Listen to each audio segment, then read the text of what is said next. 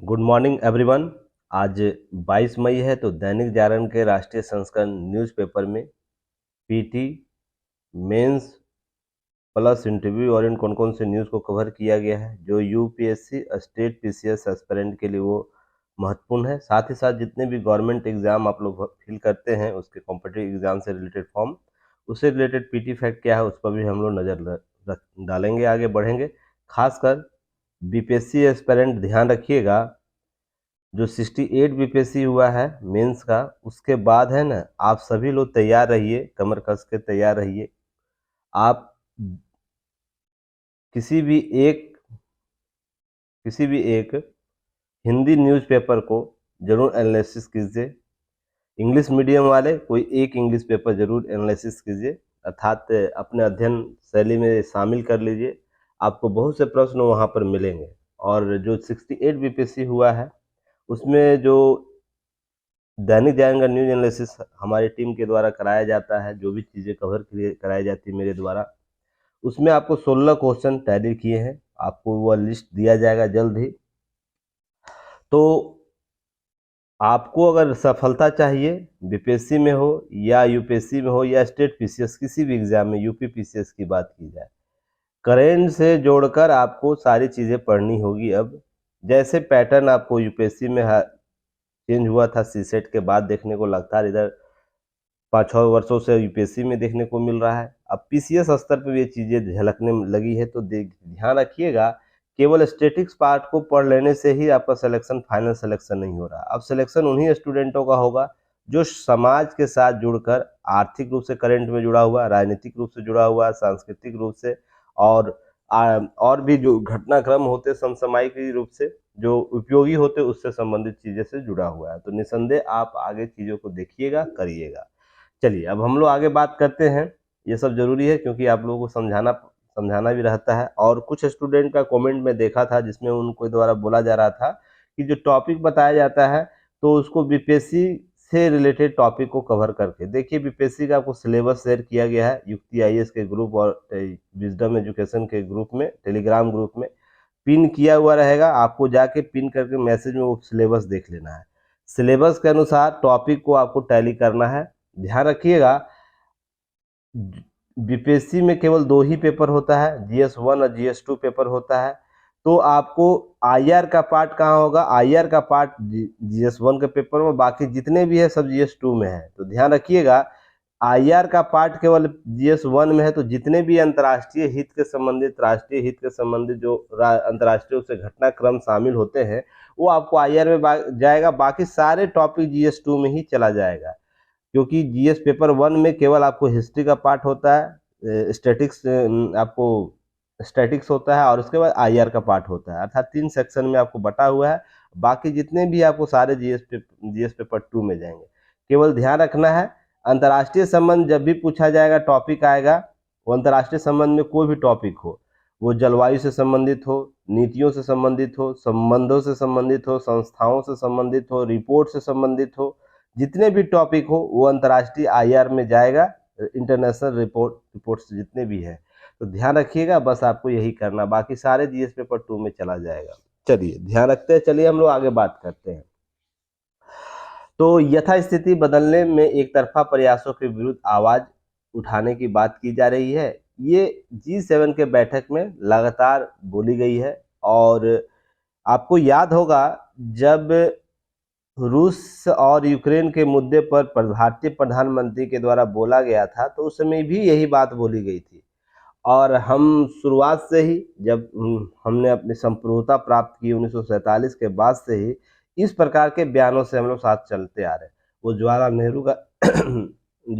नेहरू का दौर का समय रहे, इंदिरा गांधी के समय का दौर रहे, या अटल बिहारी वाजपेयी जी का दौर का समय रहे, या वर्तमान में आपको प्रधानमंत्री जो है नरेंद्र मोदी, उनके दौर का, सभी के जितने भी पीएम रहे हमारे, जो राजनीतिक रूप से इन मुद्दों पर जाके अपने देश का प्रतिनिधित्व करते हैं, उनके सभी के संदर्भों में है ना, क्या है, संप्रभुता का शब्द आपको देखने को मिलेगा, एकता अखंडता शब्द देखने को मिलेगा, और सह अस्तित्व की बात की जाएगी। अर्थात सीमा के निर्धारण की बात की जाएगी, सीमा के अंदर रहकर अपना सह अस्तित्व बनाए रखना।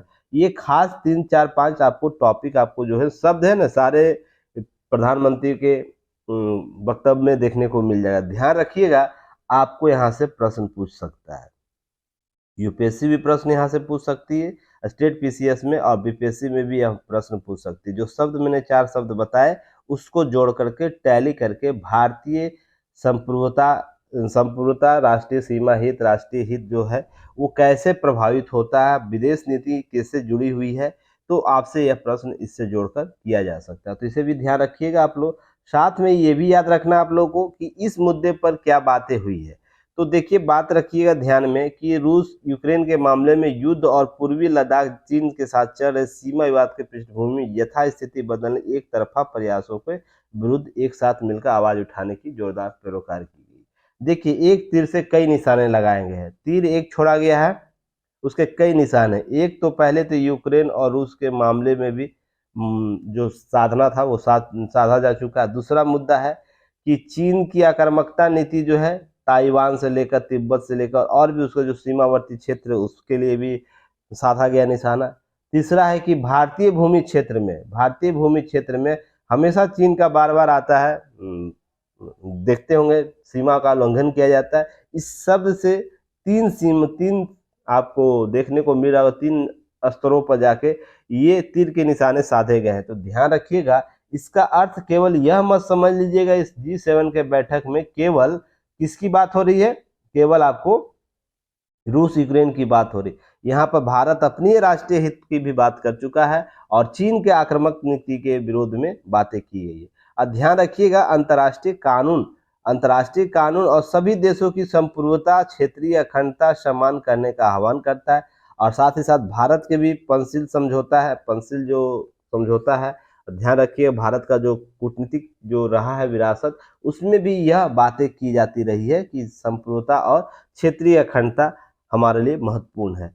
अब रूस की वर्तमान हालत में राजनीतिक और आर्थिक ही नहीं बल्कि मानवीय और मानवीय मूल्यों पर मुद्दा मानते हुए, याद होगा मैंने जब रूस यूक्रेन के मामले में पहली दफा चर्चा किया था कुछ महीने पहले ही, तो मैंने ये शब्द बोला था, यह है ना केवल सीमा तक ही युद्ध लड़ा जाने वाला युद्ध नहीं होगा। क्यों? रीजन उसके पीछे है, क्योंकि एक तरफ नाटो पूरी तरह प्रतिरोध में खड़ा है और उसके बीच यूक्रेन फंसा हुआ है। अब देखिए, केवल यह यूक्रेन तक का युद्ध नहीं रह गया है, यह नाटो की शक्तियों का प्रदर्शन हो रहा है, रूस की शक्तियों का प्रदर्शन हो रहा है, जिसका खमियाजा तृतीय विश्व और जो विकासशील राष्ट्र है उसको इसका भुगतना पड़ेगा।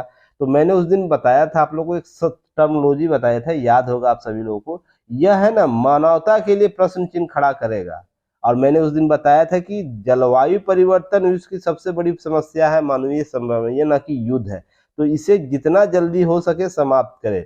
और आज से मान के चलिए आप इन सब चीजों को कि केवल राष्ट्रीय हित और अंतर्राष्ट्रीय बैलेंस को बनाने के लिए अगर कोई देश युद्ध में शामिल हो रहा है और उसे बैकडोर एंट्री के तौर पे इसे शामिल किया जा रहा है और वो समझ भी नहीं पा रहा है कि केवल यह संप्रभुता का ही प्रश्न केवल है या उससे भी इतर कहीं जा चुका है, तो यह भी समझने का दौर है। और रूस को भी देखिए बहुत चीज हो चुकी है। अब समस्याओं को वैश्विक तौर पर समझने की जरूरत, जब आप नेतृत्व करना चाहते हैं, जब विश्व का नेतृत्व करना चाहते हैं, देखिए राष्ट्र 2-3 राष्ट्र ऐसे हैं जो विश्व नेतृत्व के लिए अपने आप को प्रस्तुत करने चाह रहे हैं, जिसमें अमेरिका तो पहले से ही, दूसरा रूस है, तीसरा आपको चीन है, ठीक ना, अब भारत भी है इसमें शामिल। तो बड़े राष्ट्रों का ये सबसे बड़ी जवाबदेही होती है कि आपके किसी भी कार्य से विश्व के समुदाय को कैसे पॉजिटिव इम्पैक्ट पड़ रहा है, कैसे निगेटिव इम्पैक्ट पड़ रहा है। अगर रूस को अगर ऐसा एहसास होता है कि हम विश्व का नेतृत्व करना चाहते हैं, तो आपको केवल मानवीय स्वभाव के तौर पर इसे अब समाप्त करना चाहिए। बहुत लंबा खींच चुका है, चीजें संसाधनें, महंगाई बहुत बढ़ चुकी है और इसका प्रभाव देखिए विकसित देश में तो पड़ ही रहा है, पर अल्प विकसित देश के लोग जो देश के हैं, जैसे अफ्रीकन कंट्री के देश है या तो भारतीय समुदाय के जो देश है, भारतीय उपमहाद्वीप के जो देश हैं वो भी प्रभावित है, एशिया के बहुत से देश प्रभावित है। तो यह ध्यान यह रखने वाली बात है कि आपका अधिकार जरूर हो सकता है कि आपके संप्रभुता के प्रश्न पर कोई भी प्रश्न चिन्ह खड़ा नहीं करेगा। रूस के संदर्भ में बात की जा रही है, पर आपकी मौलिक कर्तव्य भी तो है ना कि आप कर्तव्य की बात करते हैं हमेशा, तो आपका कर्तव्य वैश्विक नेतृत्व नेता के तौर पर क्या है, यह भी समझने की जरूरत है। तो चलिए इसे देखिएगा।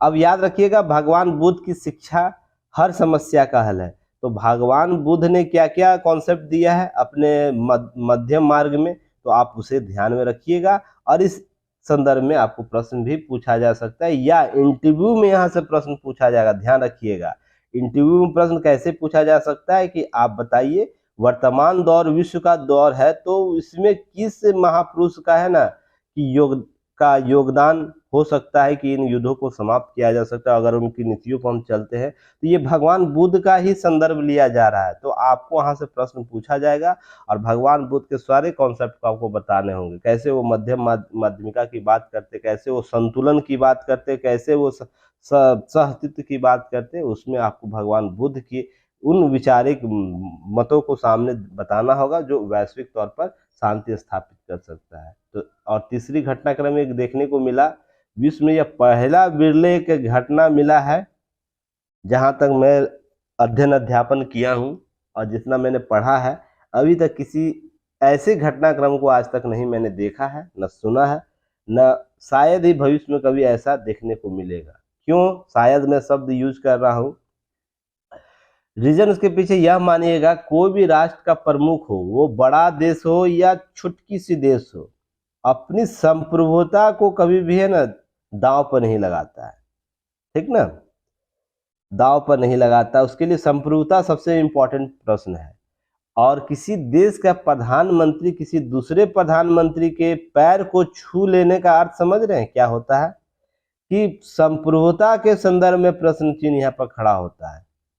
तो यह देखिए मानवीय स्वभाव है, या हमारे प्रधानमंत्री का नेतृत्व इतना विस्तृत हो चुका है कि कोई देश अगर जाता है जो पापुआ न्यू गिनी है, जो भारतीय समुदाय से लोग अधिक वहाँ प्रभावित है, तो ध्यान रखिएगा वो जेस्चर के रूप में यह काम कर रहा है, या अपने उन आदर्शों को प्रस्तुत करना चाह रहा है जो एक देश के तौर पर वो सामने लाना चाहता है।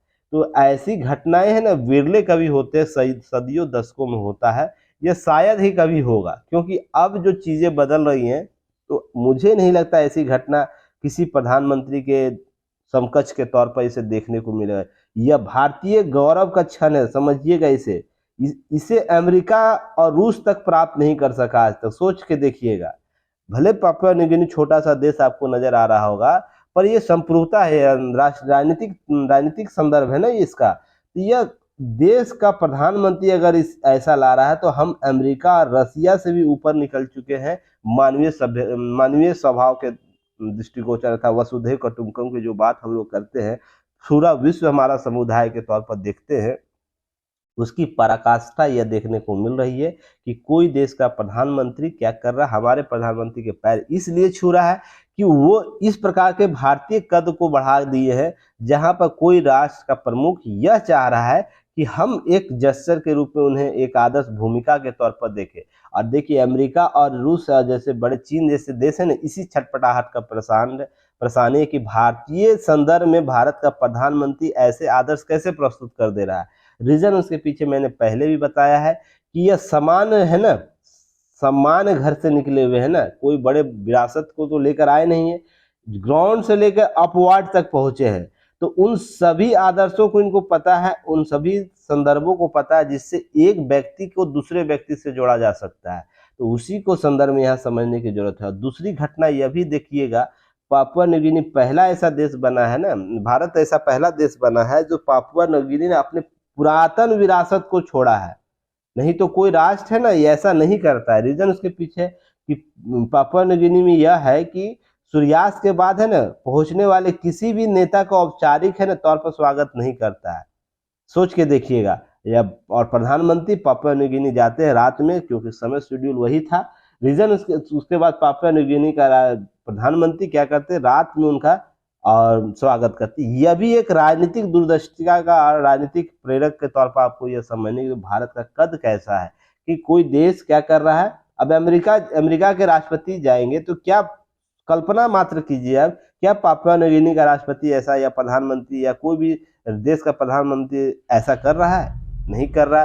सोच के देखिए, आज तक क्या अमेरिका का राष्ट्रपति आज तक पापुआ न्यू गिनी गया या उसके विदेशी संदर्भ लोग नहीं गए होंगे? गए होंगे।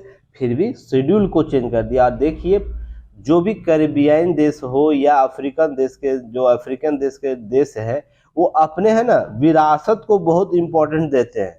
मर जाएंगे पर अपना विरासत वो खोना नहीं चाहेंगे। पर भारत का कद ऐसा बढ़ा है तो विरले दो घटना वैश्विक राजनीति में, और देखिए यह आने वाले समय में है ना शोध का विषय बनने वाला है कि भारतीय प्रधानमंत्री के संदर्भ से लेकर कि यह कैसा यह घटनाक्रम चल रहा है विश्व में, जहां जाइए प्रधानमंत्री नरेंद्र मोदी का यह इस तरह से लोग स्वागत कर रहे हैं। वो अभी देख रहे होंगे, हाल में एक वीडियो जारी हुआ होगा जहां पर बैठे हुए प्रधानमंत्री आके अमेरिका का राष्ट्रपति आके मिलना है, गला मिल रहा है।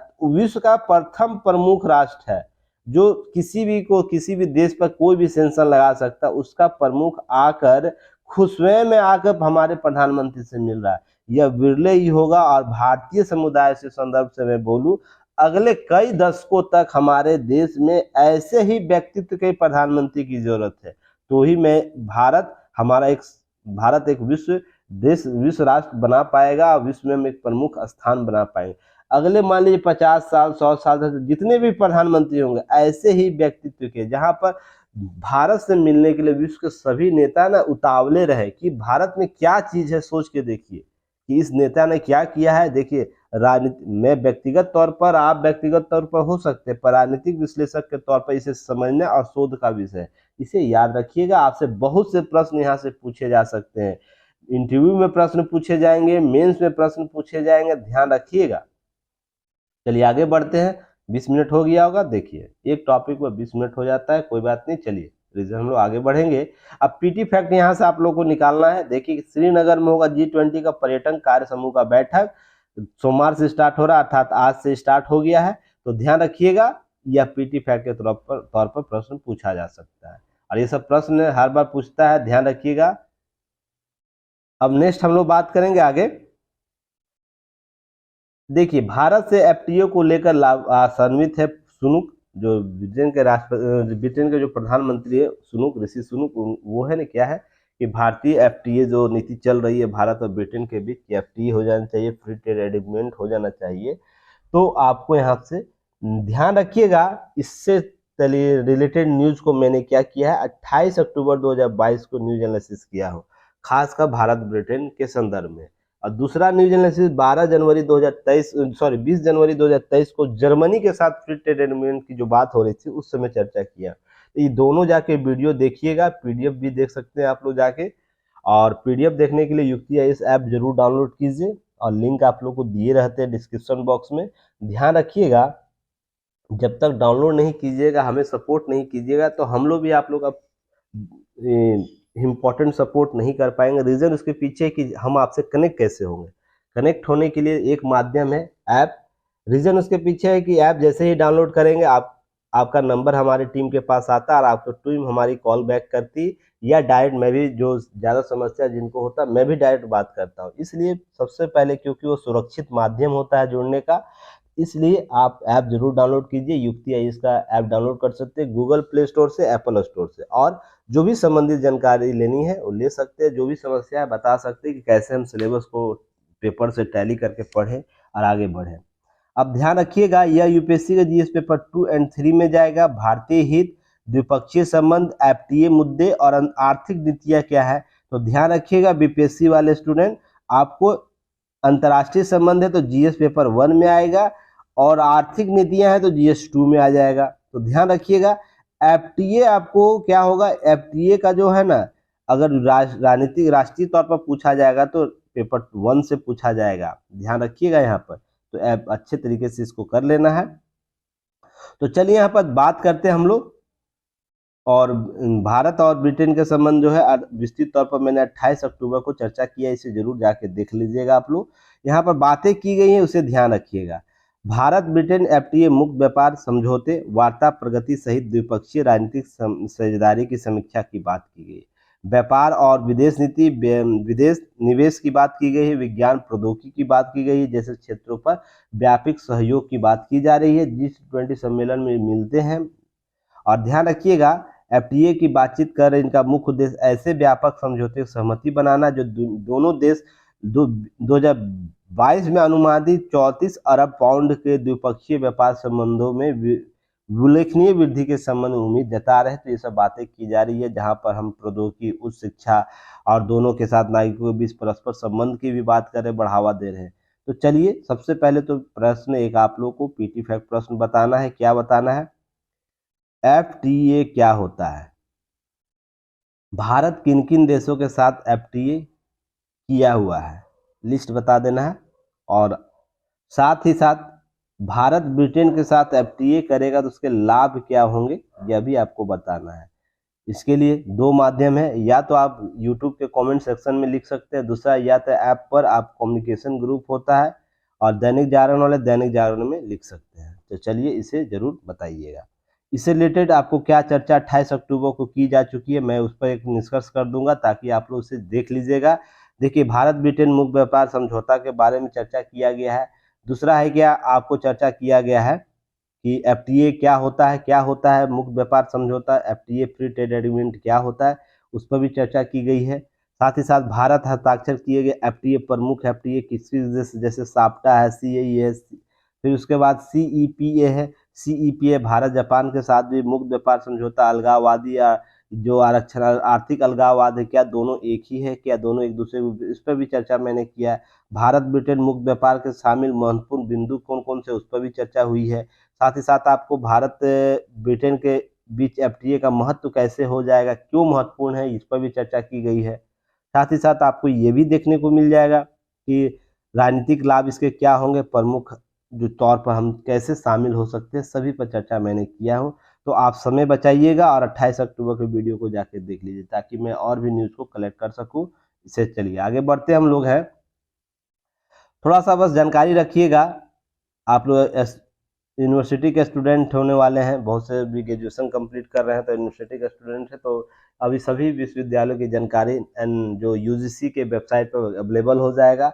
एक पीटी फैक्ट आपको यहाँ ध्यान रखना, अभी वर्तमान में केंद्रीय विश्वविद्यालय की संख्या 56 है, राज्य विश्वविद्यालय की संख्या 462 है, डिम्स विश्वविद्यालय की संख्या 127 है और निजी विश्वविद्यालय 436 है। ये आंकड़ा आप लोग को याद रखना है, कहीं भूरे भसकर पीसीएस के एग्जाम में कहीं पूछ ना दे।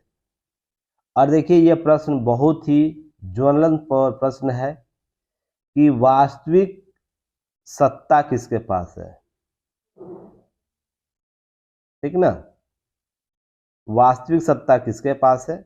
इससे संबंधित टॉपिक आपको जीएस पेपर के 2 संवैधानिक स्थिति में यह कवर किया जाएगा। आपको ध्यान रखिएगा, इसमें प्रधानमंत्री नहीं राष्ट्रपति करे नए संसद भवन का उद्घाटन, ऐसा राहुल गांधी जी के द्वारा बोला गया। और 2 अनुच्छेद की चर्चा गई, अनुच्छेद 79 और 85 की बात की गई है।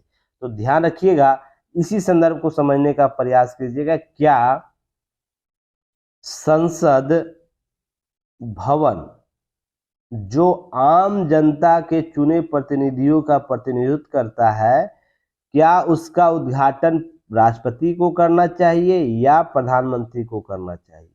अब राजनीतिक विश्लेषक कुछ भी कहे, राजनीतिक लोग कुछ भी कहे, आपको एक एस्पिरेंट के तौर पर इसे समझने का प्रयास करना चाहिए। और ऐसे प्रश्न आपको इंटरव्यू में भी पूछे जाएंगे आपको फंसाने के लिए कि आपका वैचारिक मत क्या है, आप किस संदर्भ को समझते हैं, किस प्रकार के आइडियोलॉजी को लेकर चल रहे हैं। इसके लिए इंटरव्यू भी आपसे प्रश्न पूछा जा सकता है, तो इसे ध्यान रखिएगा। और ये सब बीपीएससी एस्पिरेंट जो 68 का जो और 67 का जो इंटरव्यू होगा, वो ध्यान रखिएगा, आप ये सब प्रश्नों का तैयार रहिएगा। आपके लिए सब प्रश्न परोसा हुआ रहेगा इंटरव्यू बोर्ड के लिए, तो ये सब चीज़ें आपसे पूछी जा सकती है। अब यहाँ हम लोग 2 आर्टिकल की पहले चर्चा कर ले, तो उसके बाद में आगे बात करूँगा। तो देखिए, 29 स्पष्ट तौर पर क्या कहता है, यही कहता है ना कि जो भारतीय राष्ट्रपति है वो संसद का मुखिया होता है, जिसमें हम क्या करते हैं, राष्ट्रपति भी होता है, लोकसभा भी होता है, राज्यसभा, तीनों मिलकर क्या बोलता है, संसद का निर्माण करता है 29 के तहत, यही बोलता है। जबकि पीएम केवल लोकसभा का नेता होता है, यह भी बात बोला जा रहा है। उसके बाद अनुच्छेद 85 क्या कहता है कि राष्ट्रपति ही संसद का समन भेज सकता है, अर्थात किसी प्रकार का समन भेजना वो कौन भेज सकता है, संसद में राष्ट्रपति ही भेज सकता है, ना कि प्रधानमंत्री होता है भेज सकता है। तो यहाँ पर ये चीजें आर्टिकलगत या अनुच्छेदगत बातें की गई है, ठीक है, की गई है। अब उसके बाद ध्यान रखिएगा, मैं जो बातें आप लोगों को बोल रहा हूं इसे आप लोग याद रखिएगा। संवैधानिक प्रमुख निसंदेह कौन है, राष्ट्रपति है, इसमें कोई दो राय नहीं है, इसमें कोई किंतु परंतु नहीं है। पर यह नाम मात्र के संवैधानिक प्रमुख कहलाए जाते हैं। रीजन इसके पीछे है, क्यों है कि हमारे संविधान में वास्तविक सत्ता का द्योतक किसे माना जाता है, सत्ता का द्योतक अर्थात सत्ता का वास्तविक संचालन कौन करता है, जनता करती है। अर्थात जनता से ही नियम बनेंगे, जनता के लिए ही नियम बनेंगे, जनता के द्वारा ही नियम बनेंगे। जनता ही संप्रभु है हमारे समय, भारत के लोग से शुरू होता है, अर्थात जनता सबसे इंपॉर्टेंट फैक्टर है यहाँ पर। और जनता के, भारत के लोग इंपॉर्टेंट है, तो भारत के लोग, ये तो सभी लोग, मान लीजिए 140 करोड़ जनसंख्या हमारे देश का है, सभी लोग संसद पर जाके बैठते तो नहीं है, तो अपने जन प्रतिनिधि को अपने बिहाफ में भेजते हैं चुनकर। तो निर्वाचित सरकार क्या होती है, निर्वाचित सरकार जनता होती है, अर्थात लोग होते हैं, भारत के लोग कहलाते हैं, उसके प्रतिनिधि कहलाते हैं। अर्थात जो शक्तियां संविधान ने भारतीय लोगों को दिया है वही शक्तियां उसके बिहाफ में निर्वाचित सरकार करती है, निर्वाचित लोग करते हैं। तो ध्यान रखिएगा, संसद हो या कोई भी है वो भारतीय लोगों से प्रेरित है, अर्थात जनता के द्वारा चुने गए प्रतिनिधियों के बिहाफ में वो रहेगा। तो इसलिए ध्यान रखिएगा, अगर दो टूक शब्दों में बात करूं तो आपको ध्यान रखना, बस यही शब्द यूज करना है कि संविधान में भारतीय लोगों की बात की गई, भारतीय लोग ही शक्तियों का मुख्य स्रोत है, और उसके भारतीय लोगों के द्वारा जनप्रतिनिधि चुन के भेजा जाता है संसद में। संसद में जनप्रतिनिधि के तौर पर जो निर्वाचित लोग होते हैं वही वास्तविक सत्ता का द्योतक करते हैं, और उसका प्रमुख कौन होता है, नेता होता है प्रधानमंत्री। तो ध्यान रखिएगा, जो जहां से शुरुआत हो रहा है उसी का अगर बिहाफ में वो कार्य कर रहा है तो निसंदेह उन्हीं को उद्घाटन या इस प्रकार के क्रियाकलाप करना चाहिए। रीजन उसके पीछे यही समझिएगा। हाँ, यह जरूर हो सकता है कि प्रधानमंत्री और राष्ट्रपति के बीच एक कंबाइंड बने कि हाँ चलिए आप प्रधानमंत्री, वास्तविक रूप से प्रधानमंत्री को ही करना चाहिए, पर प्रधानमंत्री चाहे तो राष्ट्रपति को आमंत्रित कर सकता है, उससे करवा सकता है, इसके लिए कोई दो राय नहीं। कोई भी राष्ट्रपति भवन सचिवालय से नोटिस जारी नहीं कर सकता है कि नहीं ये तुम क्यों कर रहे हो, क्योंकि संसद का मैं अंग हूँ।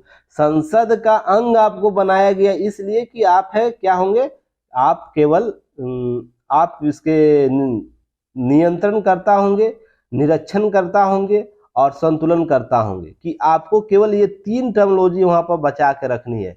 नियंत्रण करता यह कि किसी प्रकार के जो भी जनप्रतिनिधि चुन के आएंगे तो आपको नियम उल्लंघन करते हैं तो उसके लिए आपको नियंत्रण स्थापित करना है।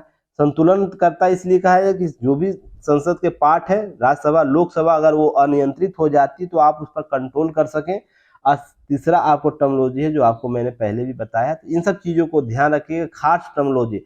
अब केवल बयानबाजियों के आधार पर देश का है ना संविधान के अर्थ नहीं समझे जा सकते हैं ना।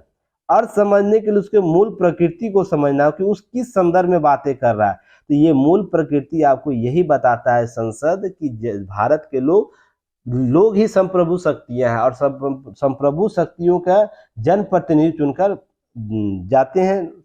एमपी एमपी जाएंगे वहां पर, और एमपी का प्रमुख जो होगा प्रधानमंत्री, अर्थात जनता का नेतृत्व कौन कर रहा है, अर्थात वास्तविक सत्ता का नियंत्रण कौन करता है, वास्तविक सत्ता का नियंत्रण आपको या वास्तविक शक्तियों का कार्यकरण पीएम के हाथों में होता है, और पीएम ही संसद को उद्घाटित कर सकता है या इस प्रकार से चीजों को कर सकता है, क्योंकि संसद किसका प्रतिनिधित्व कर रहा है, जनता का प्रतिनिधित्व कर रहा है। तो यहाँ पर बातें समझिएगा। राष्ट्रपति तो गार्जियन के तौर पर है ना, उनके नाम से सारे कार्य होते हैं, पर वो क्या कर सकते, जनता का प्रतिनिधित्व नहीं करते हैं। ध्यान रखिएगा, उनका अप्रत्यक्ष निर्वाचन होता है, अप्रत्यक्ष निर्वाचन राष्ट्रपति प्रधानमंत्री का होता है, तो प्रत्यक्ष का ज्यादा वैल्यू होगा कि अप्रत्यक्ष का होगा? सोच के देखिएगा, आपके सामने जो चीजें हैं, मान लीजिए आपके सामने टेबल है, तो टेबल का ज्यादा वैल्यू है या आपके पास ईमानदारी है, इंटीग्रिटी है, या इस प्रकार के कोई टर्मोलॉजी है जो आपको भावनाएं हैं उसकी वैल्यू ज्यादा होगी? उसको लोग ज्यादा महत्व देंगे या इसे महत्व देंगे? सोच के देखिएगा इन सब चीजों को।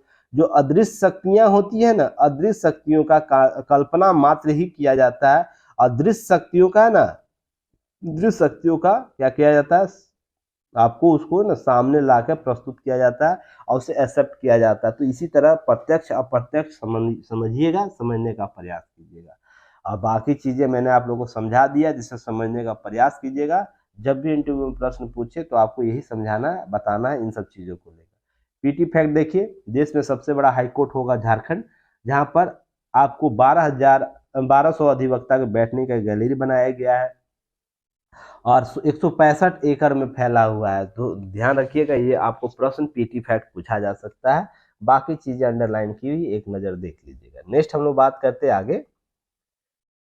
आगे बात करेंगे अल नीनो के से वैश्विक अर्थव्यवस्था का होगा 3 खरब डॉलर का नुकसान। यह यूपीएससी के जीए पेपर 3 में आएगा, कृषि और पर्यावरण, और बीपीएससी वाले एस्पिरेंट के लिए जीएस पेपर 2 में यह टॉपिक आएगा। तो ध्यान रखिएगा, इसे आप लोग ध्यान रखिएगा। अल नीनो के संदर्भ में ध्यान रखिएगा, जब भी अल नीनो आता है तो क्या होता है? सूखा बढ़ेगा। ध्यान रखिएगा, इससे आने वाला खतरा बढ़ रहा है, इसके बारे में बातें की गई है। प्रचंड गर्मी और सूखे का वैश्विक अर्थव्यवस्था, देख रहे गर्मी कैसा पड़ रहा है। तो 3 खरब डॉलर नुकसान होगा। इसके संदर्भ में विज्ञान की पत्रिका साइंस में प्रकाशित नए शोध में बातें स्पष्ट हुई, जहां पर दक्षिण अमेरिका और एशिया तक महासागर की तापन वाली भौगोलिक स्थितियां अल नीनो के आने के पूरी दुनिया मौसमों में बड़े परिवर्तन होंगे। और मैंने आप लोगों को पहले भी बताया है कि भारतीय कंटिनेंट समझिएगा, यहाँ एशिया को ले लीजिएगा और यहाँ पर ऑस्ट्रेलिया को ले लीजिएगा, ठीक ना। इधर क्या है? अमेरिका। तो इस बीच का जो कार्य क्षेत्र है, ये अगर प्रभावित होता है, पूरा विश्व का जलवायु कहीं ना कहीं प्रभावित होता है। तो अल नीनो इसी का परिदृश्य है। जब अल नीनो आता है सूखा होगा, एल नीनो आएगा क्या होगा? आपको भारी वर्षा होगा भारतीय भूभाग पर, और एल नीनो यहाँ आता है तो इधर सूखा पड़ेगा, इधर भारी बारिश होगी। तो ध्यान रखिए, जस्ट अपोजिट नेचर का ये दोनों होता है। अल नीनो की अवस्था में 1982-83 में, 1997-98 की घटनाओं की अगर बात की जाए तो उस समय लगभग 1982-83 में 4.1 खरब, ध्यान रखिएगा, 82-83 में 4.1 खरब का नुकसान हुआ था, 97-98 में 5.7 खरब का नुकसान हुआ था। अब 2023 में अल नीनो ऐसे समय आ रहा है जब समुद्री सतह पर तापमान रिकॉर्ड स्तर पर अधिक है, अर्थात जो रिकॉर्ड स्तर होता है उससे अधिक है। ध्यान रखिएगा, लगातार हम लोग 1.5 डिग्री जो वैश्विक तापमान वृद्धि कर रहे हैं उसका भी प्रभाव देखने को मिल रहा है। पिछला प्रमुख अल नीनो वर्ष रहा है 2016, जहां पर इतिहास का सबसे गर्म साल रहा था। ग्लोबल वार्मिंग, ये सब कारण अभी मैं आगे एक्सप्लेनेशन करूंगा। इसी में आगे बात करेंगे हम लोग कि ट्रॉपिकल जो उष्णकटिबंधीय देश है, जो विषुवत रेखा के आसपास वाले जितने देश है, ध्यान रखिएगा भारी आर्थिक नुकसान उठाना पड़ जाएगा उनको। अल नीनो के कारण 2029 तक वैश्विक अर्थव्यवस्था 3 खरब डॉलर को हानि होगी, ऐसे अनुमान लगाए गए हैं। तो इसको थोड़ा सा ध्यान रखना आप लोग को। और अल नीनो के संदर्भ में पहले भी मैंने चर्चा किया, नोट्स में आप लोग को दिया गया है, तो थोड़ा सा इसको कवर कर लेना आप लोग को है। अब देखिए, एक केस स्टडी आपको सामने आया है जिसमें क्या किया, छत्तीसगढ़ के बीजापुर जिले में जमीन पर लटका कर उपचार किया जा रहा है। तो केस स्टडी क्या इससे आपने निकल सकता है? हम तमाम प्रयासों के बावजूद भी हमारी राज्य की सरकारें, बहुत से राज्य सरकारें, ऐसा नहीं कि केवल छत्तीसगढ़ की बात हो रही है, आपको बिहार में भी ऐसी घटनाएं देखने को मिलता होगा, यूपी में भी देखने को मिलता होगा, झारखंड में भी देखने को मिलता होगा। कुछ जो इस प्रकार के जो राज्य हैं जहाँ पर जो आपको भूमिगत स्तर पर जो सुविधाएं मुहैया होनी चाहिए वो भी आपको नहीं पहुंचा हुआ है। ध्यान रखिएगा, हाल ही में आपको देखने को मिला होगा, यूपी में अमरोहा शायद था, मे भी, मुझे जहाँ तक याद आ रहा है, वहाँ पर किसी बच्चे के द्वारा ठेला पर अपने लेके जाया जा रहा है, कुछ कंधे पर कुछ आदमियों को कंधे पर लाश लेकर जाया जा रहा था, तो डीएम वहाँ का मुहैया करवाया था। ये सब घटनाक्रम आप बार बार देखते हैं। तो क्या ऐसा कारक है जो है ना, हम निचले स्तर पर इन सब सुविधाओं को भी मुहैया नहीं करा पाते? सोच के देखिए, जिले में क्या है, जमीन पर लटका उपचार किया, देखिए बोतल लगा हुआ पेड़ के नीचे और उपचार किया जा रहा है। सोच के देखिएगा, इंफ्रास्ट्रक्चर की बात और संरचना की बात जो स्वास्थ्य क्षेत्र में चाहिए, आप तमाम बातें कर लीजिए, जिन राज्यों की मैंने बातें की और कितनी भी सरकार की पीठ थपथपा लीजिए, पर वास्तविक धरातल पर ये चीज़ घटनाएं देखने को मिलती है। अगर एक भी घटना ऐसी मिल रही है, इसका मतलब पूरे सिस्टम पर प्रश्न चिन्ह खड़ा होगा। तो आपसे वहाँ प्रश्न चिन्ह उभरता है और आपको इस प्रकार से चीज़ों को केस स्टडी के तौर पर दे सकते हैं। आपको प्रश्न अगर पूछा है कि क्या ऐसे कारक है जिसके आधार पर तमाम स्वास्थ्य सुविधाएं उपलब्ध नहीं की जा रही है, नहीं हो पाती है, उसके पीछे के मौलिक कारणों को समझाने का प्रयास कीजिएगा। इस प्रकार से प्रश्न अगर पूछे तो आपको कहीं ना कहीं इन सब चीज़ों को कवर करना है और बताना है। तो केस स्टडी पर इन राज्यों के जो घटना ही घटी है, पहले उसे रेखांकित कीजिएगा, कारण क्या है उसे बताइए। तो चलिए आप मेंस का क्वेश्चन लिख लीजिए। मेंस वाले जो युक्ति है, इस ऐप पर जो बीपीएससी का मेंस ग्रुप ज्वाइन किए हुए हैं, यूपीएससी का मेंस ग्रुप ज्वाइन किए हुए हैं, मेंस आंसर राइटिंग का, और बीपीएससी और यूपीपीसीएस का मेंस आंसर राइटिंग, साथ में दैनिक जागरण न्यूज़पेपर एनालिसिस, वो जो भी ग्रुप में शामिल हुए हैं उन सभी के लिए है। क्वेश्चन लीजिए कि स्वास्थ्य के क्षेत्र में भारत निरंतर नए मानक तय किए हैं, उसके बावजूद भी धरातलीय स्तर पर मौलिक सुविधाओं को उपलब्ध कराने में कहीं न कहीं पीछे छूट गया है। उन बिंदुओं को रेखांकित करें जो इनकी पुष्टि करते हैं। प्रश्न सुन लीजिएगा अच्छे से और उसे लिख के ग्रुप में शेयर रात के 10 PM तक कर दीजिएगा आप लोग, ताकि रात में मैंने लेट नाइट में उसका रिव्यू कर सकूं। चलिए आगे बात करते हैं। आगे सीधे नीचे आ जाना है। उसके बाद यह जितना लिखा हुआ है ना, सारे को अच्छे तरीके से क्लिक आउट कीजिएगा आप लोग। संकट के मुहाने पर है दुनिया, और जो मैं बातें आप लोग को बोलता था कि अगले 100 साल के अगर हम इसी स्थिति में आगे बढ़ते रहे तो अगले 100 साल के बाद है ना, मानवीय जीवन पर खतरा उठ जाएगा। मैं बार बार बातें बोलता था, लीजिए इसका सब आपको रिपोर्ट आ गया है, उस पर आकलन विश्व कर रहा है और उसी की पुष्टि की जा चुकी है कि अगर यही दौर से जो हम लोग बढ़ रहे हैं, जिस तरह से जलवायु परिवर्तन कर रहे हैं, भूमि तापन बढ़ रहा है, 1.5 डिग्री सेंटीग्रेड का जो वृद्धि निर्धारित था उससे कम करने का प्रयास नहीं हो पा रहा है। तो ध्यान रखिएगा, अगले 100 वर्ष के बाद ही मानवीय स्थिति जीवन जीने के लिए है ना, मानव सभ्यता को बचाने के लिए प्रश्न चिन्ह। वन्य जीव तो छोड़ दीजिए, बात की बात है, वो तो पहले ही समाप्त हो जाएंगे। हम जो मानव जो इस प्रकार की प्रवृत्ति लिए हुए ना, उसके ही अस्तित्व के लिए खतरा हो जाएगा। अब रिपोर्ट में क्या क्या बातें की गई, लीजिए देख लीजिएगा आप लोग, इसे राइट डाउन कर लीजिएगा। पहले तो जो रिपोर्ट में जो खामियाजा भुगतने की बात करी जा रही है उसको पहले हम लोग देख लेते हैं। चलिए,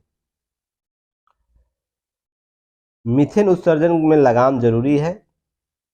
13% मीथेन कुल उत्सर्जन से क्या हो रहा है, आपको नियम निकल 25% आकी गई है कम ग्लोबल वार्मिंग मीथेन की मौजूदा स्थिति, और 40 से 45% कमी लानी होगी मानव निर्मित मीथेन उत्सर्जन 2020 की तुलना में। यदि पेरिस समझौते का लक्ष्य माना था, जो पेरिस समझौता 2020 में, यह बातें जो पेरिस समझौता कहा था कि 2020 तक हम लोग को क्या करना है, इतना कम कर देना, तो हम लोग क्या कम कर पा रहे हैं मीथेन को, यह भी एक प्रश्न चिन्ह है।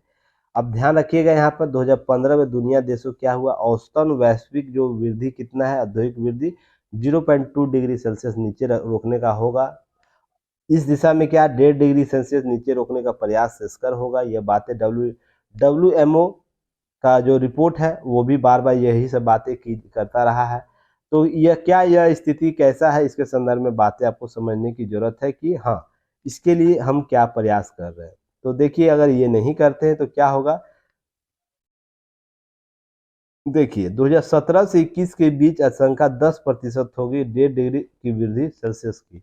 और अब बात है कि 32% तक आशंका अगले 5 वर्ष में एक बार ऐसा हो जाएगा, अर्थात 1.2 डिग्री सेल्सियस से ज़्यादा हो चुकी औसत वैश्विक तापमान में वृद्धि, जो 19वीं सदी की तुलना में अधिक है। 0.2 डिग्री अर्थात सेल्सियस होगा, दर बढ़ेगा, अरब संख्या वैश्विक तापमान बढ़ेंगे, ये सब आंकड़े दिए गए। अब देखिएगा तो इससे क्या हो रहा है, 209 अरब है ना डॉलर का सालाना नुकसान हो रहा है जीवाश्म ईंधन के 21 बड़ी कंपनियों के कारण। 4.5 लाख करोड़ डॉलर का नुकसान होगा जलवायु परिवर्तन के कारण 2025 से 50 के बीच। सोच के देखिए कितनी बड़ी राशि है। तो ये सब चीज़ें आपको, और ये घटना अगर आम नहीं है तो आपको इसको खास बनाने की जरूरत थी। इससे क्या होगा, अब भारत पे इस पर क्या प्रभाव होगा ये भी आप देख लीजिए। तो तीसरे सबसे बड़े ग्रीन हाउस गैस उत्सर्जन वाले देशों के तौर पर भारत भी निशाने पर है। प्रति व्यक्ति उत्सर्जन के आधार पर विकासशील देशों की तुलना में भारत ग्रीन हाउस गैसों का उत्सर्जन बहुत कम कर रहा है। हालांकि ध्यान रखिए, फिलहाल दुनिया की सर्वाधिक जनसंख्या वाले देश के रूप में भारतीय जलवायु परिवर्तन संकट का सबसे बड़ा कारण है, यह भी माना जा रहा है। उसके बाद देखिएगा यहाँ पर कि सोशल, भारत का सोशल कास्ट ऑफ कार्बन जो है सबसे ज़्यादा भारत का है, यानी प्रति टन कार्बन उत्सर्जन बढ़ने से भारत ज़्यादा दुष्प्रभाव पड़ता है। लंदन की थिंक टैंक है ओवरसीज डेवलपमेंट इंस्टीट्यूट, उसने जलवायु परिवर्तन के वर्ष 2021 तक भारत जीडीपी पर 3 से 10% गिरावट और 2040 तक गरीबी दर में 3.5% वृद्धि देखी गई है, आकलन किया, ऐसा बात की जा रही है। अब ध्यान रखिएगा यहाँ पर कई देशों में 40 डिग्री सेल्सियस हो चुका है तापमान। 2019 में अधिकतम तापमान 50 डिग्री सेल्सियस स्तर को छू गया था। कई लोगों की मौत हो गई थी इस कारण, लू लगा था। 2050 तक ये 8 गुना वृद्धि होगी। तो सोच के देखिए 40 में ये बुरा हाल है और 2050 में 8 गुना वृद्धि हो जाएगी। तो सोच के देखिएगा तापमान किस स्तर को जाएगा, और उसके बाद क्या हम आप जी पाएंगे? नहीं। समस्या समझिएगा, 40 में तो हालत खराब है लोगों का, तो यह जब 8 गुना वृद्धि होगा 50 में तो क्या स्थिति हो जाएगी। तो आप हम क्या कर सकते हैं, क्या कर सकते हैं, केवल देखिए तमाशा। जब सरकारें नहीं कर पा रही तो आप भी क्या कर रहे हैं। मैं बार बार बोलता हूँ, कितने लोग फैशन पार्टियां में लोग पैसा बर्बाद करने को है, शादियों में 200 300 500 करोड़ रुपया खर्चा करने को तैयार है, पर एक पेड़ लगाने के लिए अगर अभियान चलाया जाए तो उसमें वो लोग किंतु परंतु करते हैं। आपसे अगर 50 रुपया 100 रुपया कोई संस्था मांगता है कि पेड़ लगाइए, आप व्यक्तिगत तौर पर पेड़ लगाइए, तो आपकी नानी मरने लगती है, नानी दादा सब। मैं साफ कलिष्ठ शब्दों का प्रयोग करता है। रीजन इसके पीछे यही है कि जो जिस प्रकार से व्यक्ति व्यक्तित्व का पहचान बनता जा रहा है उसके लिए यही सब यूज किया जा सकता है। रीजन उसके पीछे कि हम इतना स्वार्थी हो चुके हैं अपने स्वभाव में ना, कि हम सामूहिक रूप से ना जिम्मेवारी तक भूल गए हैं कि मेरे एक कार्य से सामूहिक तौर पर हमारे समाज पर क्या प्रभाव पड़ेगा। तो ये सब चीजें ध्यान रखने वाली चीजें हैं। अब लक्ष्य है कि तेज कदमों से बढ़ रहा है देश। 2030 तक भारत गैर जीवाश्म ईंधन बिजली उत्पादन में 500 गीगावाट तक ले जाने का लक्ष्य रखा है। 2070 तक भारत नेट जीरो का लक्ष्य निर्धारित किया है। 2015 के बाद भारत अपने वनों और पेड़ों के दायरे बढ़ाने में लगातार प्रयास कर रहा है। ग्रीन इंडिया मिशन, ग्रीन हाइड्रोवेज नीति, वनों के लिए वित्तीय प्रोत्साहन, नदियों के किनारे पेड़ लगाने जैसे कदम उठाए। और इस पर मैंने सभी पर चर्चा पर न्यूज एनालिसिस में कर चुका हूँ, इसलिए कोई नई बात नहीं बता रहा हूँ। अगर प्रीवियस वीडियो नहीं देखते हैं तो ये आपकी गलती है, पीडीएफ आप लोग नहीं देख रहे तो ये आपकी गलती है, मेरी कोई गलती नहीं है। जितने भी यहाँ टारगेट आपको नजर आ रहे हैं मैं सारे कोप वाले कॉन्सेप्ट में कवर कर चुका हूँ, ध्यान रखिएगा। उससे पहले भारत के जो आए थे, भारत के जलवायु परिवर्तन संबंधी जो टॉपिक आया था उस पर भी मैं कवर किया, 2-3 दफ़ा जरूर चर्चा किया, मुझे जहाँ तक याद है उससे भी अधिक बार हुआ होगा। अगर आप नहीं कवर कर पा रहे ये आपकी समस्या, तो आप अपनी समस्या से जूझिए कैसे हम चीज़ों को कवर कर सकते हैं। और 2.6 अरब हेक्टेयर जमीन को दोबारा पेड़ लगाने का लक्ष्य रखा गया, जिसमें कार्बन सिंक बढ़ाने की बात की जा रही है। कार्बन सिंक का अर्थ यह होता है कि पेड़ पौधों का वो क्षेत्र जो है ना कार्बन डाइऑक्साइड अर्थात CO2 को कितना खींच पा रहा है, तो कार्बन सिंक का कॉन्सेप्ट भी बढ़ाने का प्रयास किया, अर्थात जंगल हम जितना वृद्धि करेंगे CO2 का अवशोषण उतना अधिक होगा। तो इन सब चीज़ों को लेकर और प्रयास कीजिए कि आप लोग है ना आम का पेड़ जरूर लगाइए, क्योंकि सबसे ज़्यादा कार्बन सिंक उसी पेड़ के द्वारा किया जाता है और उसके बहुत से लाभ है। पेड़ लगाइए, जितने आपके खाली जगह है वहाँ पर पेड़ लगाइए और जीवन का एक लक्ष्य बना लीजिए। अगर क्या करना, अपने भविष्य के औलादों को जीवित रखना है ना, तो आप प्रत्येक माह में अगर करके लगा सकते एक पेड़ तो एक पेड़ लगाइए, या आप साल में 12 पेड़ ही लगा दीजिए एक साथ कहीं पर।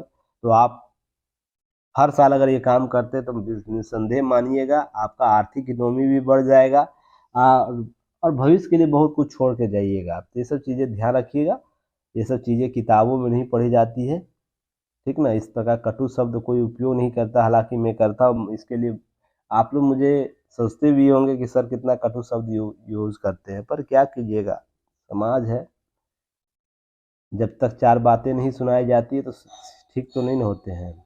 चलिए, अब स्वाभिमान जगाने वाली विरासत की बात होनी चाहिए। यह आपके ऐसे पेपर में इससे प्रश्न पूछा जा सकता है। हमारी विरासत हमारी पहचान होती है, इस प्रकार का टॉपिक बनाया जा सकता है। या विरासत की भूल वर्तमान के लिए सीख, ये भी टॉपिक आपको बनाया जा सकता है इस टॉपिक से। तो ऐसे में है ना, इसको लेकर कवर करना है, तो ध्यान रखिएगा इसमें बातें की जा रही है क्या क्या। इतिहास और भूगोल के अंग नहीं है। भारतीय प्राचीन जो राष्ट्र है एक करीब 1.5 अरब लोगों के जोड़ या इतिहास या भूगोल का अंग नहीं है कि हम 150 अरब लोगों का है ना एक सामूहिक इकट्ठा वाले देश है। ये भारत उसका नहीं है। मात्र यह एक देश नहीं, यह एक क्या है, बृहद सांस्कृतिक अनुभूति वाला देश है। मैं एक कहीं यूज करता हूँ टर्मिनोलॉजी, आप लोगों को अगर याद होगा तो बताइएगा कमेंट सेक्शन में। क्या मैं नहीं बोलता था विश्व में जितनी विविधता नहीं है ना, केवल भारत में उतनी विविधता है। मैं बार बार ये शब्द यूज करता हूँ ना, उसी के संदर्भ में बातें हो रही है कि बृहद सांस्कृतिक अनुभूति है। भारत सांस्कृतिक अति प्राचीन है। वैदिक काल और उसके पूर्व यहाँ सांस्कृतिक परंपराएं प्रभाव में थी। जानना, सुनना, सुने गए को स्मृति के तौर पर संरक्षित करना, सुनना उपनिषदों का वर्थ कहा गया है। केवल जो जो साक्ष्य या पुरातात्विक साक्ष्य केवल ढांचा के आधार पर यह मानता है कि हाँ यह संस्कृति है। किसी का सी पद्धति के आधार पर, सी कार्बन 14 के आधार पर यह मानता है कि यहाँ क्या है, कि यह ढांचा हमारा विरासत है। केवल इसे कभी नहीं माना है विरासत। तो यह सबसे बड़ा महत्वपूर्ण प्रश्न है भारतीय के तौर पर आपसे। तो क्या आप अपने पुरातन जो प्रवृत्ति रही जिसमें स्मृति की चर्चा होती है, उपनिषदों की चर्चा होती है, जो केवल सुनने से, अर्थात जो गुरु होते थे अपने शिष्यों को सुनाते थे, वो शिष्य जब गुरु होते थे अपने शिष्यों को सुनाते थे। लाखों सालों से ये परंपरा चली आ रही, हजारों सालों से ये परंपरा चली आ रही। तो क्या वह हमारा विरासत है, या केवल हम सिंधु घाटी सभ्यता को जो अंश तौर पर मानते हैं वो हमारी सभ्यता है। तो यह भी एक संदर्भ समझने का प्रयास कीजिएगा। प्रधानमंत्री नरेंद्र मोदी क्या कर रहे हैं, अंतर्राष्ट्रीय संग्रहालय दिवस के अवसर पर उचित कहा कि संग्रहालयों में हमें अतीत से जुड़ने का प्रेरणा मिलता है। मैंने उस दिन भी बताया था, ये आपको खास वर्ड याद रखना, यहाँ से प्रश्न जरूर पूछेगा। भविष्य के प्रति कर्तव्य बोध जागृत करता, अर्थात हम प्राचीन चीजों से क्या सीखकर भविष्य बोध जागृत कर सकते हैं, उससे आपको प्रश्न पूछा जाएगा। ये भी बातें की गई थी उस दिन भी, मैंने बातें की, स्पष्ट किया था। तो ये सब बातें आप लोग यहाँ पर सभी चीजें स्पष्ट की गई है। बस आप ध्यान रखिएगा कि सांस्कृतिक धरोहर और स्मारकों का संरक्षण राष्ट्रीय कर्तव्य है। ऐसा बात किया गया संविधान के 49 के तहत कि संसद द्वारा बनाई गई विधि द्वारा उसके अधीन राष्ट्रीय महत्व वाले घोषित किए जाएंगे कलात्मक और ऐतिहासिक अभिरुचि वाले जो भी स्मारक है, स्थान है, वस्तु है, विरूपण है, विनाश है, बेअन है, संरक्षण राज्य की बाध्यता होगी। अर्थात किसी रूप का वो वर्तमान में प्रेजेंट है या पास्ट में वो समाप्त हो चुका है या भविष्य में उसके कुछ अंश प्राप्त हो सकते हैं, उस साक्ष्यों को क्या करेगा, वो संरक्षित करेगा 49 के तहत। अब बताइएगा इसके आगे जो चीजें, 2009 में लापता स्मारकों में की संख्या 35 थी। अब भारतीय पुरातत्व जो सर्वेक्षण एजेंसी यानी ASI के अनुसार 2018 में 14 स्मारक नगरीकरण के शिकार हुए थे और 24 स्मारक जो जानकारी नहीं थी इस कारण शिकार हो गए। सिंधु सभ्यता की अध्ययन समिति हरियाणा के भिरानी और राखी गढ़ी की खुदाई करते हैं, तो क्या एक नया साक्ष्य उनको मिलता है कि यह कार्बन डेटिंग के आधार पर 7000 से लेकर 6000 वर्ष पुरानी सभ्यता का अनुमान लगाते हैं। और सिंधु घाटी सभ्यता का वास्तविक कार्यकाल क्या मानते हैं हम लोग? 1750 के आसपास मानते, यही मानते हैं ना, 2500 1750 के आसपास का हम लोग कालक्रम मानते हैं। पर यह 7006 वर्ष पुरानी सभ्यता की बात कर रहा है। तो ध्यान रखिएगा कि समिति ने 9000 वर्ष पीछे की अवधि के लिए वैदिक काल की सभ्यता के जोड़कर आपको अध्ययन पर बल दिया। अर्थात सिंधु घाटी सभ्यता से भी पहले हमारे पास क्या है, साक्ष्य उपलब्ध है, जो हम क्या कर सकते हैं, हमारा सांस्कृतिक विरासत रहा था, जो हम इसे गौरवान्वित कर सकते हैं, उसे हमने उनसे संरक्षित कर सकते हैं। ये बातें की जा रही है। अब ध्यान रखिएगा, यहाँ पर 2-3 चीजें जिसमें हम लोग बात करते हैं। के.एन. दीक्षित ने कहा है, एक अध्ययन करता रहे, कार्बन डेटिंग के लक्ष्य निष्कर्ष को ऋग्वेद, रामायण, महाभारत के समय से जोड़कर समझा जाना चाहिए। जो कार्बन डेटिंग प्राप्त हुआ उसे किस युग से जोड़कर देखना चाहिए? ऋग्वेद, रामायण और महाभारत के समय से। और ध्यान रखिएगा, भारत की कई संस्कृति देश बताने वाले लक्ष्य को हड़प्पा सभ्यता वैदिक सभ्यता से प्राचीन बताते हैं। जो साहित्यिक साक्ष्यों को है ना धरोहर प्राचीन तय की जा सकती है। जो कई संस्कृतियों को है ना देश क्या बोलता है, बहुत से देश है ना अध्ययन करता है, यह बात करते हैं कि हड़प्पा सभ्यता को वैदिक सभ्यता का से प्राचीन बताते हैं। ये भी बात है। वे सुमेरी सभ्यता के हड़प्पा प्राचीन बताते हैं। वैदिक सभ्यता शब्दों का ध्यान नहीं देते हैं। ऋग्वेद में सरस्वती नदी की जल भरी है, वे तथ्य हड़प्पा में से प्राचीन है। तो अर्थात कहने का अर्थ है कि जो वैदिक सभ्यता में जो टर्मोलॉजी यूज किया गया, जो सांस्कृतिक विरासत की बात की गई है, उसकी हम लोग चर्चा ही नहीं करते। पर जो सिंधु घाटी सभ्यता की बात है, हम जो उन्नतशीलता की बात करते हैं, तो वो उसकी कालक्रम हम लोग को देखने को मिल जाता है। सोच के देखिएगा कि उससे पहले वैदिक काल था, वैदिक काल में वैसे स्ट्रक्चर नहीं प्राप्त हुए जो सिंधु घाटी सभ्यता हुए है। जैसे वैदिक काल समाप्त होता है, सिंधु घाटी सभ्यता के संदर्भ में ध्यान रखिएगा इन सब चीजों को, कि सिंधु घाटी सभ्यता के संदर्भ में जिस प्रकार से नगरीकरण किया गया था, क्या वो प्रतिनिधित्व करता हमारी संस्कृति का? उससे भी इतर हमारी कुछ संस्कृति है, इसके संदर्भ में बात हो रही है। भारत सुमेर और मिस्र के संबंधों ऋग्वेद के आलोक में देखा जाना चाहिए। और भी बहुत सी चीजें बातें की है। ऋग्वेद के साक्ष्य नहीं मानते हैं बहुत से विचारक, पर उनके दृष्टिकोण का पुरातत्व का अर्थ स्थापत्य वस्तुओं से, अर्थात बहुत से इतिहासकार यही मानते हैं जो स्थापत्य में प्राप्त हुआ है, साक्ष्य में प्राप्त हुआ है। अभी मैंने बोला दृश्य शक्तियां, अदृश्य शक्तियां, तो दृश्य जो है उसी को पहचान देती है, उसी को महत्व देती है। अदृश्य चीजों पर कल्पना मात्र होता है, इसलिए स्थापत्य की प्राचीनता का साक्ष्य नहीं हम दे पाते। और यही सबसे बड़ा द्योतक है कि हम अपने स्वाभिमान पर है ना कभी स्वाभिमान को समझ पाते ही नहीं कि हमारा विरासत कैसे विश्व में बिरले है। यूनेस्को ने ऋग्वेद को विश्व धरोहर की सूची में शामिल किया और प्राचीन शब्दों का साक्ष्य माना। भारत विश्व का धरोहर संपदा प्रतिष्ठित राज्य के रूप में इसे जाना है। ये सब चीजें आपको ध्यान में रखनी है। अब मोहम्मद बिन कासिम से लेकर औरंगजेब तक के ध्वंस किए थे साक्ष्य। अब देखिए, इसे अलग एंगल मत दीजिएगा, ये ऐतिहासिक साक्ष्य के तौर पर है। अगर मान लीजिए वर्तमान लोग 100% बोल रहे हैं, तो मान लीजिए 10% भी अगर ये लोग किए हैं तो किए होंगे ना। और ऐसा साक्ष्य हजारों मिलता, 2.5 दिन का झोपड़ा जो अरब कंट्री में जब ये जहाँ से आए थे वहाँ एक भी उस प्रकार के साक्ष्य नहीं है, पर आते ही भारत की भूमि पर आते ही 2.5 दिन का झोपड़ा बना देते हैं। तो ये कहीं ना कहीं भारतीय मूर्ति पर ही तोड़ के, भारतीय मंदिरों को तोड़ कर ही बनाए थे ना 2.5 दिन का झोपड़ा। जैसे आप 2.5 दिन का झोपड़ा देखिएगा, चार मीनार को देखिएगा, आपका दिल्ली का चार मीनार नहीं, कुतुब मीनार को देखिएगा कि भारतीय स्थापत्य पर कैसे बनाए गए। एक बार झलक तो दीजिए, वास्तविकता से तो सामना कीजिए, तो समझ में आएगा कि नहीं मोहम्मद बिन कासिम और औरंगजेब के कालखंड में कितने भारतीय प्राचीन मंदिरों को तोड़ा गया, उस पर अपनी स्थलाकृति बनाकर दावा किया गया कि यह हमारी है। और वर्तमान मुसलमान उसी दावे पर क्या बोलता, औरंगजेब का जो मकबरा आपको देखने को मिलता, बाबरी मस्जिद, क्या हुआ, शहीद हो गया। अरे भाई, शहीद किसे कहा जाता है? शहीद किसे कहा जाता है भारतीय संदर्भ में? उसे शहीद किया जाता है जो भारतीय भूमि से जन्मा हो, भारतीय भूमि से उपजा हो और भारतीय भूमि के लिए मर गया हो, उसे शहीद बोला जाता है। अब कोई भी आक्रांता बाबर आया, बाबर ने या उसके पूर्वजों ने भारत में आया, बंदूक थी तलवार के नोक पर क्या किया, आपका धर्म परिवर्तन कराया। भारत का लगभग मुसलमान कन्वर्टेड है, लगभग मुसलमान कन्वर्ट हुआ है, तलवार के जोर पर कन्वर्ट हो गया।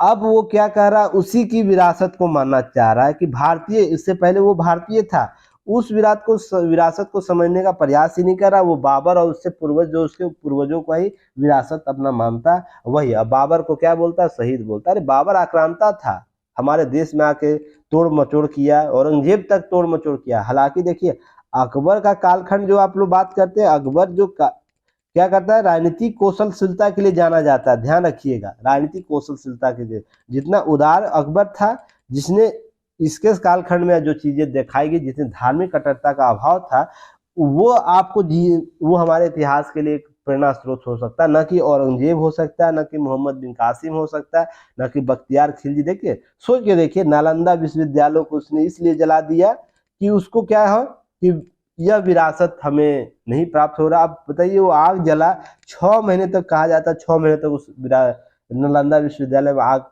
लपटे रही थी। तो सोचिए हमारा सांस्कृतिक विरासत कितना समाप्त किया गया। फिर भी हम उसे क्या कहते हैं, उसके नाम पर बख्तियार खिलजी जैसा, आक्रांता के नाम पर बख्तियार खिलजी जगह बनाए हुए है। सोच के देखिए हमारी संप्रभुता पर कितना प्रश्न चिन्ह होता है। हमारी सांस्कृतिक विरासत, जिस आक्रांता ने हमारा इतिहास जला दिया, हमारा पूरा गौरव जला दिया, उसी के नाम पर एक बिहार में एक जगह है बख्तियारपुर।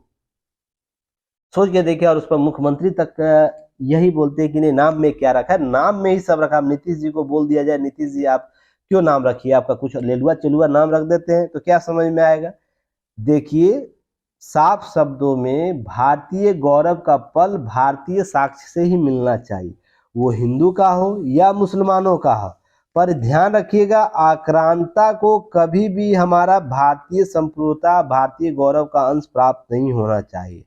नहीं तो क्या होता है कि हम उन आदर्शों को, विरासतों को संजो ही नहीं पाएंगे जो हमसे जुड़ा हुआ है। अब सोच के देखिए, पाकिस्तान भारत से अलग हुआ, ठीक, अलग हुआ, पर सिंधु घाटी सभ्यता का साक्ष्य भारतीय भूमि में मिला है ना, मिला था जब वो था, भारत में था। अब पाकिस्तान अलग हो जाए तो क्या कभी वो यह दावा कर सकता है यह साक्ष्य हमारे हैं? कभी दावा नहीं कर सकता है, क्योंकि वो भारतीय भूमि से जुड़ा हुआ साक्ष्य है। चीजें समझ के देखिएगा, और उसके इतिहास की लेखन किताब पढ़िएगा तो समझ में आएगा कि उसका स्वतंत्रता आंदोलन का क्रम है ही नहीं। वो जिन्ना के बाद स्वतंत्रता आंदोलन का क्रम बताते हैं। इसे भी आप लोग समझने का प्रयास कीजिएगा, इससे नाम लीजिए। वहां पर है ना 47, जो 1947 का स्वतंत्रता संग्राम में हमारा भगत सिंह नहीं है, हमारा गांधी जी नहीं है, हमारे बहुत से लोग नहीं है, तो उसका विरासत अलग है। तो इसी प्रकार समझने का प्रयास कीजिएगा। जब अखंडित विचार आप लेकर चलिएगा तो इसी तरह के हमारा जो आदर्श है उसे कहीं आप पीछे छोड़ दीजिएगा। इसका जीता जागता एग्जाम्पल पाकिस्तान के संदर्भ में समझ सकते हैं। इसे आप लोग अच्छे तरीके से देखिए, समझिएगा। देखिए अब यही बात मैं कर रहा था, जलवायु परिवर्तन के जैव विविधता दिवस के संदर्भ में बातें की गई है, ठीक ना।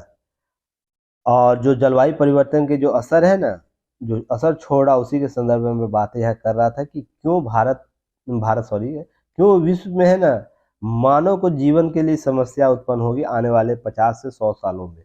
अब जीवन बचाने की दिशा में सार्थक प्रयास करने की जरूरत है। तो यहाँ पर बातें पहले समझने का प्रयास कीजिए। संयुक्त राष्ट्र देशों का खुले समुद्र, हवा, हाई सीज जैव विविधता की रक्षा के लिए संधि पर सहमति व्यक्त की थी, जिसमें क्या हुआ, 190 देशों से अधिक देशों ने अनुमोदन किया। बहुत अच्छी बात है। यह समझौता समुद्र के उन क्षेत्रों में जैव विविधता को देखभाल केंद्रित हुआ जो देश की जलवायु सीमा से बाहर है, अर्थात इसके अंतर्गत समुद्री संरक्षण का प्रावधान है। खुले समुद्री संरक्षित क्षेत्र में नए नियमन गठन करने के लिए वर्ष 2030 तक दुनिया के 30% महासागरीय जलों में संरक्षण की बात करता है। अब ध्यान रखिएगा, संयुक्त राष्ट्र जैव विविधता सम्मेलन में क्रियान्वयन के लिए जरूरी है कि इन सब चीजों पर कार्य किया जाए। ये सब बातें की जा रही है। अब हम लोग बात करते हैं उस स्थिति को। अब देखिएगा 1994 में एक रिपोर्ट आई थी, उसे आप लोग पढ़िएगा। संधि आया था, सॉरी, पहले संधि में पढ़ेंगे, उसके बाद रिपोर्ट आएगा, उसको हम पढ़ेंगे। 1994 में कानून, समुद्री कानून पर संयुक्त राष्ट्र का एक संधि आता है, जिसके तहत जैव विविधता पर एक स्पष्ट परिभाषा दी गई। यह संधि मुख्यतः खुले समुद्री क्षेत्र यानी किसी भी देश के तटीय सीमा के 200 नॉटिकल माइल अर्थात 370 किलोमीटर से आगे के क्षेत्र के लिए असीमित संसाधनों के क्षेत्र में होने के साथ साथ भविष्य में मानव प्रजाति के खाद्य सुरक्षा और स्वास्थ्य परिस्थितियों के लिए जरूरी है। तो ध्यान रखिएगा 200 नॉटिकल मील जो किलोमीटर में कितना होता है 370 किलोमीटर, अर्थात भारतीय भूमि के संदर्भ में इसकी भूमि से 370 किलोमीटर तक जो स्थिति होगी वो बात कर रही है। अब कोप 15 में ध्यान रखिएगा, दिसंबर कोप 15 में मुहिम में कुनमिंग मॉन्ट्रियल वैश्विक जैव विविधता के तहत लक्ष्य दिशा दिया गया। इसके तहत 2030 तक विश्व के 30% भूमि में, तटीय इलाकों में और अंतर्देशीय जल क्षेत्रों संरक्षित बनाने के 4 लक्ष्य और 23 उद्देश्य है ना प्रतिबद्ध किए गए थे। और इसको मैंने आप लोगों को कौन कौन मटेरियल प्रोटोकॉल जो पढ़ाया था उसमें कवर किया हूँ, तो आप इसे जरूर जाके देखिएगा। आपको सतत विकास से प्रश्न पूछा जा चुका है, कोप से प्रश्न पूछा जा चुका है, इससे भी प्रश्न नहीं पूछा है तो कहीं ना कहीं आपसे यहाँ से भी प्रश्न पूछ सकता है, ध्यान रखिएगा। अब हम लोग आते हैं रिपोर्ट पर। ये विविधता एवं इकोनॉमिक सर्विस रिपोर्ट कहता है, क्या कहता है कि 40% नष्ट हो जाएंगे। क्या नष्ट हो जाएंगे?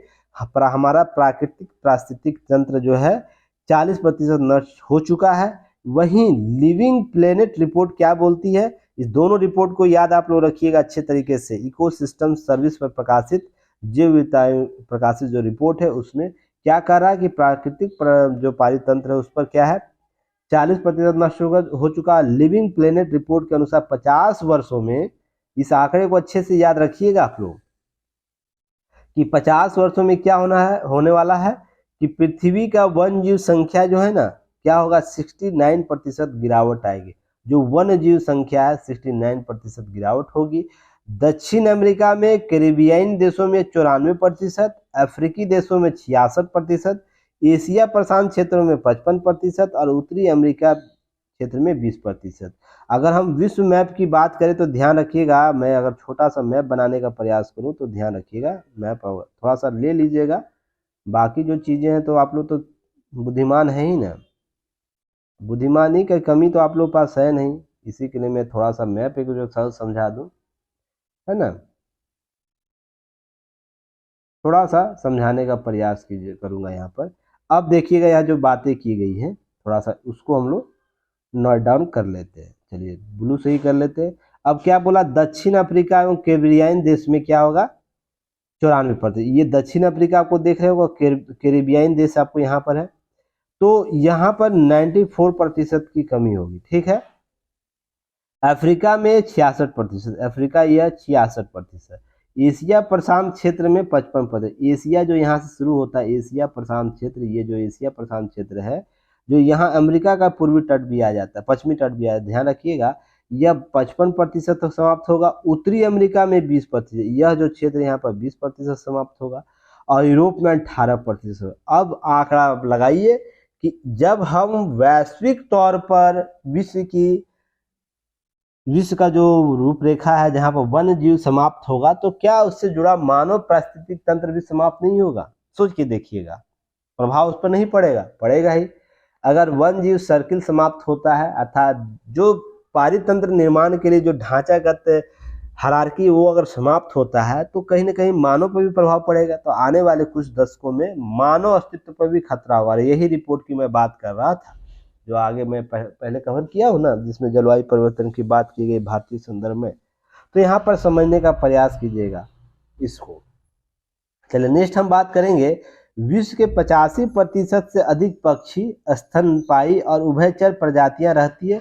उनकी संख्या होने वाली कमी भी चिंताजनक है। संयुक्त राष्ट्र का एक आकलन दर्शाता है कि पौधे जंतुओं लगभग 10 लाख प्रजातियां लुप्त हो चुकी है। अब सोच के देखिएगा, इतनी प्रजातियां, छोटे बड़े प्रजातियां लुप्त हो चुकी है। साथ ही अगले 50 वर्षों में, बीते 50 वर्षों में हम लोग क्या वन जीव आबादी का 70% क्या की कमी हुई है। पिछले जो 50 वर्षों 70% आबादी कमी हुई है। इसके अतिरिक्त एक हालिया अध्ययन और भी आया था जहां पर 2000 के बाद लगभग 52 लाख हेक्टेयर प्रति वर्ष क्या होती है गति से पहाड़ी जंगलों का क्षय हो रहा है। अब क्षय होने के बहुत से कारण है, हम दोहन भी करते हैं उसका और स्वतः दोहन भी होता है, बहुत सी चीजें हो रही है, तो ये सब चीजें कारक है महत्वपूर्ण। अब है कि यहाँ पर वह तटीय है, जलवायु और जो स्थलीय भूमि क्षेत्र है उसके लिए भी बहुत सी चीजें आपको देखने, जहाँ पर 0.13% दर से मैंग्रोव वन कटाई हो रही है, कमी हो रही है, यह भी समस्या उत्पन्न हो रहा है। ये सब आंकड़े आपको दिए गए हैं, अब इनको अच्छे तरीके से अब देखिएगा 1985 में के बाद से है ना सुंदरवन मैंग्रोव वन जो था 137 किलोमीटर हिस्सा नष्ट हो चुका है। सोच के देखिएगा 137 किलोमीटर का जो क्षेत्र है वो नष्ट हो चुका है। तो ये कहीं ना कहीं वहाँ पर प्रभाव डालता है। अब जीडीपी पे भी अंतर डालेगा, असर डालेगा। जब वन जीव प्रभाव करेगा, सभी एक दूसरे से जुड़े हुए हैं, इसलिए वो भी प्रभाव डालेगा। तो इस प्रभाव को आप लोग देखिएगा। नेचर सस्टेनेबिलिटी का एक अध्ययन आता है जिसके अनुसार यह बातें की जाती है कि 2050 तक 17,000 प्रजातियों के प्राकृतिक आवास नष्ट हो जाएंगे। तो यह जब इसके प्राकृतिक आवास की बात की जा रही है, जब हम सभी एक दूसरे से जुड़े हुए हैं, एक मान लीजिए यह हमारा क्या है, इकोसिस्टम है। इकोसिस्टम में आप लोग एक कॉन्सेप्ट आता है लाइफ ऑफ ट्री, आप उसे पढ़िएगा, आपको उसके कॉन्सेप्ट में आपको शेयर कर दूंगा। लाइफ ऑफ ट्री, जहाँ पर एक ट्री है बना हुआ है, एक कॉन्सेप्ट दिया गया था लेटनर के द्वारा, कॉन्सेप्ट दिया गया ट्री, लाइफ ऑफ ट्री, ठीक ना। उसमें हायरार्की बताई गई, नीचे से कौन स्रोत प्राप्त कर रहा है और हायर अपर लेवल पे जो ह्यूमन है उस पर कैसे लाइफ ऑफ ट्री में जा रहा है कॉन्सेप्ट। अगर कोई भी प्रभावित होगा, मान लीजिए नीचे का जो समुद्र के स्तर का जो चीजें प्रभावित होगा, जीव विविधता प्रभावित होगा, तो ये सभी इससे जुड़े हुए लोग हैं। लाइफ ऑफ ट्री का कॉन्सेप्ट जो दिया गया है वो प्रभावित होगा। जिस पर टॉप पर ह्यूमन है तो टॉप का चीज भी प्रभावित होगा। इसलिए इसे मैं क्या बोलता था, लगता कि मानव सभ्यता के अस्तित्व का ही प्रश्न चिन्ह खड़ा करेगा आने वाले समय में। इसे आप लोग जरूर देखिएगा। उम्मीद करता हूँ जो चीजें बताई जा रही है उसको बेहतर तरीके से आप लोग राइट डाउन करते होंगे, और आप लोग जो राइट डाउन करते हैं उसे ग्रुप में जरूर शेयर कीजिए। दैनिक जागरण कम्युनिकेशन ग्रुप दोनों बना हुआ है, आप लोग अपना की नोट्स बनाते हैं उसे जरूर शेयर कीजिए ताकि एक रिव्यू लिया जा सके, कभी भी रैंडम मैं किसी से प्रश्न कर सकूं। ध्यान रखिए, जल्द ही हम एक मीटिंग करने वाले हैं सभी स्टूडेंट के साथ, तो उस चीज़ों को और भी सॉल्व करेंगे, सॉर्ट आउट करने का प्रयास करेंगे। चलिए फिर मिलते हैं। आप लोग युक्ति आई इसके यूट्यूब चैनल को जरूर सब्सक्राइब कीजिए, विजडम एजुकेशन के यूट्यूब चैनल को जरूर सब्सक्राइब कीजिए, ऐप जरूर डाउनलोड कीजिए युक्ति है इसका। और जल्द ही मैं अनअकैडमी पर आने वाला हूँ, यूपीएससी सीएससी के करंट जीएस सब्जेक्ट को कवर करूँगा और करंट अफेयर्स को, तो वहाँ भी मिलेंगे हम लोग और चीज़ों को साथ में लेकर चलेंगे। धन्यवाद, जय हिंद।